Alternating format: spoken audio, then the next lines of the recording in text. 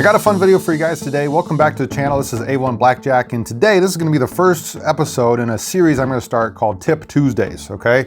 And so for the first tip, I'm going to give you kind of some basics as to how you can improve faster, all right? And so it takes four things: basic strategy, running count, true count conversions, and then deviations in order to become a successful card counter. So I want to walk through a few things that will make you faster and more proficient at all of these. So the tip you might say today is that if you can become very fast at each individual part, you're going to become better as a whole, and I think that's going to help you become a better card counter. All right. So first off, basic strategy. Some tips I have to become fast at this is to fill out a basic strategy chart. All right, you've all seen one of these before.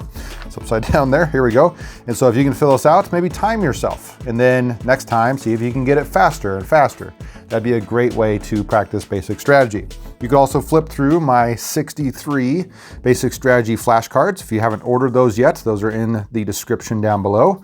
That might be a good way for you to practice basic strategy so that you know what every single decision is when it comes up as a decision when you're playing blackjack. All right, and then a couple other things is maybe you could play 100 hands on BJA's free website, right? They have a website that it's free to access, and you can just play a bunch of hands. Again, maybe time yourself, see if you get faster and faster as you go. All right, the next thing that you need to be proficient at is the running count. And with this, what I would maybe do if I were you is I would take a single deck.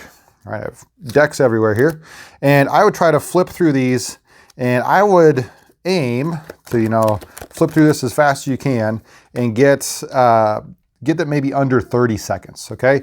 We all know that we can take one card out, right? And when we get to the last few here, as I'm flipping those over, I should know whether this is a high card, a low card, or a medium card.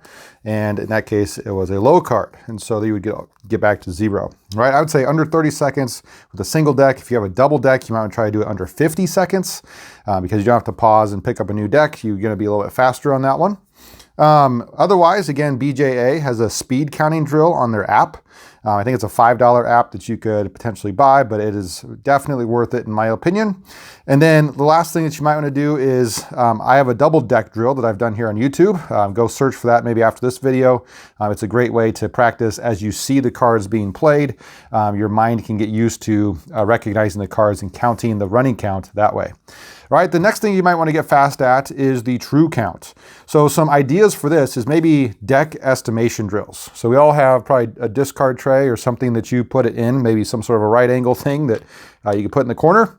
And just train your eye, right? Look what one deck is. See if you can decide what one deck is in the discard tray, 2 decks, 3 decks, and so on, maybe even up to half decks, and see if you can recognize what those are, training your eye, get faster and faster as you go there.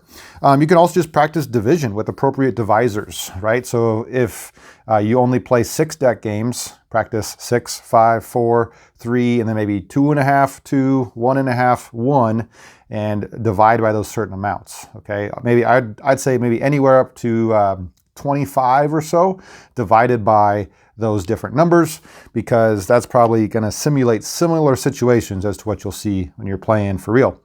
Okay, and the last thing that I have here is just my 1 second deviation, or sorry, can't read upside down. My 1 second discard tray drill, which I have on Patreon. So if you're a member of that, I have a drill. I'm not going to say too much about it because I want you to become a member.